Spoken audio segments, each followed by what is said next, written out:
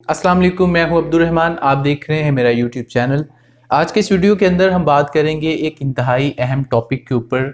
Pakistan cricket team के तीनों formats के कप्तान बाबर आजम के ऊपर लाहौर की रहने वाली एक लड़की ने संगीन इल्ज़ामात लगाए हैं। कुछ रोज़ पहले हामिज़ा मुख्तार नामी लड़की ने प्रेस कॉन्फ्रेंस करते हुए बाबर आजम के ऊपर ये इल्ज़ामात लगाए, जिसके बाद सोशल मीडिया के ऊपर ये स्टोरी जो है वो काफ़ी ज़्यादा वायरल है। इसके ऊपर लोग बात कर रहे हैं और मेन स्ट्रीम मीडिया ने भी इसको किसी हद तक इसके ऊपर कवरेज की है, जबकि पीसीबी ने भी इसके ऊपर अपना मौक़िफ़ दिया है।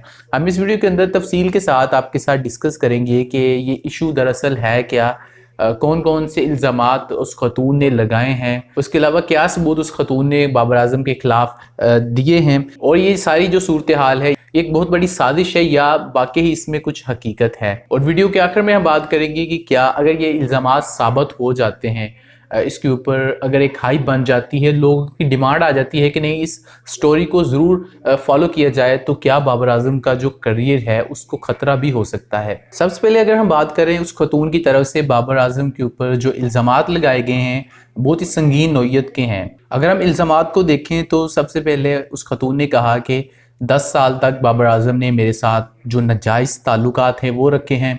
उसके अलावा दूसरा इल्ज़ाम ये लगाया कि मेरे ऊपर जिनसी तशद्दुद जो है वो बार बार किया जाता रहा है, मुसलसल किया जाता रहा है।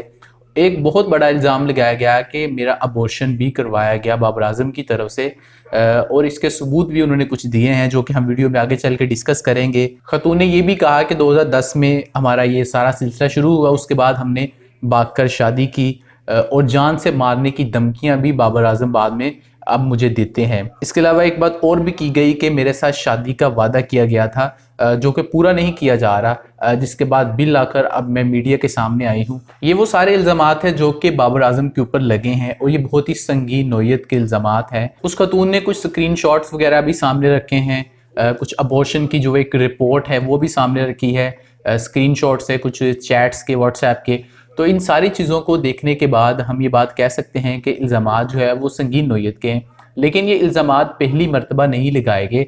इससे पहले भी हमने देखा कि पाकिस्तान क्रिकेट टीम के जो बहुत नौजवान क्रिकेटर्स हैं, शहीन शाह अफरीदी हैं, इमामुल हक हैं, इनकी भी कुछ वीडियोस, कुछ ऑडियोज़ लीक की जाती रही हैं। तो कुछ ये हम कह सकते हैं कि इस तरह के कुछ ग्रुप्स हैं या कुछ ऐसी ख़वातीन हैं जो कि सबसे पहले इनके साथ ताल्लुकात बनाती हैं, और उसके बाद जब ये क्रिकेटर्स उनको घास नहीं डालते तो उसके बाद उनकी इस तरह से कंट्रोवर्सीज बनाई जाती हैं, उनको ब्लैकमेल किया जाता है, जिससे उनके जो करियर्स हैं वो भी दांव पर लग जाते हैं। स्पॉट फिक्सिंग और मैच फिक्सिंग के बाद अब ये एक नया तरीका है जिससे प्लेयर्स को टारगेट किया जा रहा है। इस तरह के वाक़यात जो है वो कम नहीं हो रहे बल्कि ज़्यादा ही हो रहे हैं। इस तरह के वाक़यात में जनरली ये होता है कि वो प्लेयर जो कि बहुत ज़्यादा एक तो यंग होते हैं, उसके बाद बहुत ज़्यादा टैलेंटेड प्लेयर्स होते हैं, उनको इस तरह टारगेट किया जाता है। और हमने माजी में देखा है बहुत सारे क्रिकेटर्स ऐसे हैं जिनके जो करियर्स है और उनकी इवन लाइफ जो है वो इस तरह की कंट्रोवर्सीज की वजह से बिल्कुल तबाह होकर रह जाती है, और उसके बाद उनका नामो निशान ही रहता, पता नहीं चलता कि वो क्रिकेटर्स किधर गए।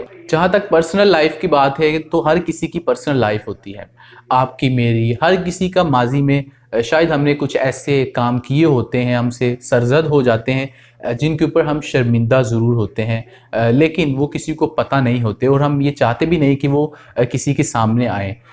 उन लोगों में जिनके सामने आ जाते हैं और हम में सिर्फ इतना फ़र्क होता है कि हमारे सामने नहीं आए होते, हमारे जो करतूत होते हैं वो सामने नहीं आते, उन लोगों के सामने आ जाते हैं और वो एक्सपोज हो जाते हैं। यानी कि इस गंद में हम सब लोग शामिल हैं, लेकिन फ़र्क सिर्फ इतना है कि हम लोगों के किए हुए जो करतूत है वो सामने नहीं आते और उन लोगों के सामने आ जाते हैं। उस खतून की तरफ से अगर हम दिए गए जो सबूत हैं उनकी बात करें तो कुछ व्हाट्सएप की चैट्स हैं जिसमें एक नंबर शो किया गया है, चैट शो की गई हैं, पिछले साल की हैं, 2019 की भी हैं, 2020 की भी हैं वो चैट्स, जिसमें जो प्रोफाइल पिक्चर है वो बाबर आजम की है, उसके साथ जो नंबर है वो अलबत्ता अब तक उसकी तस्दीक नहीं की जा सकी कि वो नंबर दरअसल में बाबर आजम का है भी या नहीं। और उसके अलावा एक पिक्चर भी है जिसके में बाबर आजम और वो लड़की जो है वो एक साथ हैं, एक कमरे में है।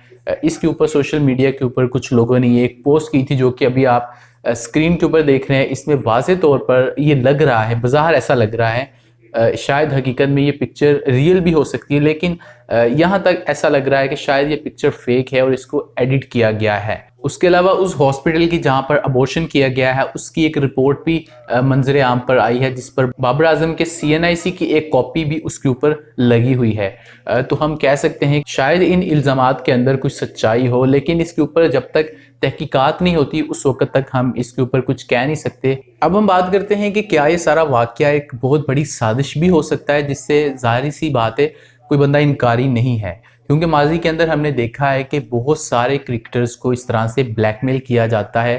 क्रिकेटर्स के अलावा भी हमारे पर्सनल लाइफ्स के अंदर बहुत सारे ऐसे वाक़यात हो जाते हैं। आप सब लोग जानते हैं पाकिस्तान में जो क्रिकेटर्स हैं, पाकिस्तान के इस वक्त के मौजूदा क्रिकेटर्स हैं, शहीन शाह अफरीदी हैं, इमामुल हक हैं, और भी कुछ क्रिकेटर्स की वीडियोज़ कुछ ऑडियोज़ लीक पहले हो चुकी हैं। बाबर आजम जो है वो इस वक्त दुनिया के बहुत बड़े बैट्समैन हैं, उनमें उनका शुमार होता है। ये बिल्कुल साजिश हो सकती है क्योंकि माजी के अंदर पाकिस्तानी क्रिकेटर्स के बारे में और पाकिस्तानी क्रिकेट के खिलाफ बहुत बड़ी बड़ी साजिशें होती रही हैं।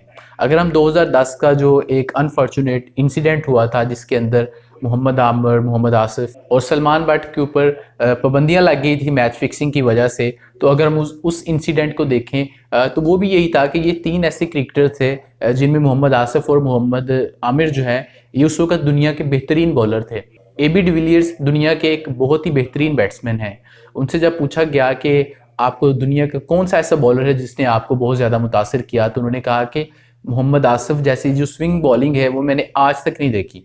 विराट कोहली जो इंडियन बैट्समैन हैं उन्होंने मोहम्मद आमिर के बारे में इसी तरह के रिमार्क्स दिए कि बहुत ज़्यादा खतरनाक बॉलर है। 2010 के अंदर बुकीज़ ने इन क्रिकेटर्स को इस्तेमाल किया और इनका करियर आप जानते हैं कि बिल्कुल ख़त्म हो के रह गया। सलमान बट और मोहम्मद आसिफ जो है वो उस तरह से कंटिन्यू नहीं कर सके। अलबत्ता मोहम्मद आमिर जो है उन्होंने कंटिन्यू किया अपनी सज़ा ख़त्म होने के बाद, लेकिन अगर वो उस वक़्त ये इंसिडेंट ना होता तो आज पाकिस्तानी क्रिकेट शायद एक बहुत अच्छी जगह पे होती। और ये जो बॉलर्स हैं मोहम्मद आसिफ और मोहम्मद आमिर, ये जो है वो पाकिस्तान के बेहतरीन और दुनिया के बेहतरीन बॉलर होते। इसी तरह इस वक्त जो है वो बाबर आजम दुनिया के बेहतरीन बैट्समैन में शुमार हो रहा है। उनका दुनिया के बड़े बड़े क्रिकेटर्स जो है वो बाबर आजम को फैब 4 की बजाय फैब 3 में कहते हैं कि दुनिया के बेस्ट जो 3 बैट्समैन हैं उनमें एक नाम बाबर आजम का है। तो हम कह सकते हैं कि बाबर आजम के खिलाफ ये बहुत बड़ी साजिश भी हो सकती है। इसकी वजह यह है कि वो खतून ने खुद ये बयान दिया है वो 10 साल तक बाबर आजम के साथ नाजायज़ ताल्लुकात में रही, यानी उसने ये भी बताया कि वो जो भी करती रही वो अपनी मर्जी से करती रही, यानी कि बाबर आजम उनके साथ कोई ज़बरदस्ती नहीं थी किसी तरह की। तो 10 साल के बाद ही वो क्यों मंजर आम पर आई है। मैं ये नहीं कह रहा कि इल्ज़ामात बिल्कुल गलत है, इल्ज़ामात सच भी हो सकते हैं। अगर ये स्टोरी आगे बढ़ती है, बाबर आजम का करियर दाव पर लगता है, तो सिर्फ एक बंदे का करियर जो है वो दाव पर नहीं लग रहा, बल्कि पाकिस्तान क्रिकेट के लिए ये एक बहुत बड़ा इंसिडेंट हो जाएगा। शायद 2010 में जो इंसिडेंट हुआ था उसके बाद ये सबसे बड़ा इंसिडेंट होगा, जो कि अगर ये होता है, अगर ये बात आगे चलती है, इसके ऊपर हम कुछ कह नहीं सकते। शायद वो औरत जो है वो अदालत भी जा रही है, लेकिन हम कह नहीं सकते कि अदालत इसको किस तरह से आगे लेकर चलेगी। अलबत्ता PCB की तरफ से ये ज़रूर कहा गया है कि ये जो भी बातें हैं ये बाबर आजम की पर्सनल मामलात है, इनके ऊपर उनका किसी तरह का PCB ने इसके ऊपर कोई रद्द-ए-अमल बस इतना सा ही दिया है कि ये उनका पर्सनल है। यानी कि इस एक स्टोरी की वजह से बाबर आजम का जो करियर है वो दांव पर लग सकता है। तो इस वीडियो के अंदर फ़िलहाल इतना ही। आप हमें कमेंट सेक्शन में बताइए कि इस हवाले से आपकी क्या राय है। आपके ख्याल में PCB को इसके ऊपर किस तरह रिएक्ट करना चाहिए, और आपको क्या लगता है कि ये इल्ज़ामात आपको सच्चे लग रहे हैं, आपको हकीकत नज़र आ रही हैं, या आपको ये इल्ज़ामात फेक लग रहे हैं। इस वीडियो को लाइक कर दें, शेयर कर दें, और अगर आपने अभी तक हमारे इस चैनल को सब्सक्राइब नहीं किया तो इस चैनल को सब्सक्राइब कर दें और बेल आइकन को भी क्लिक कर दें, ताकि जब भी हम कोई नई वीडियो अपलोड करें तो आपको उसका नोटिफिकेशन मिल जाए।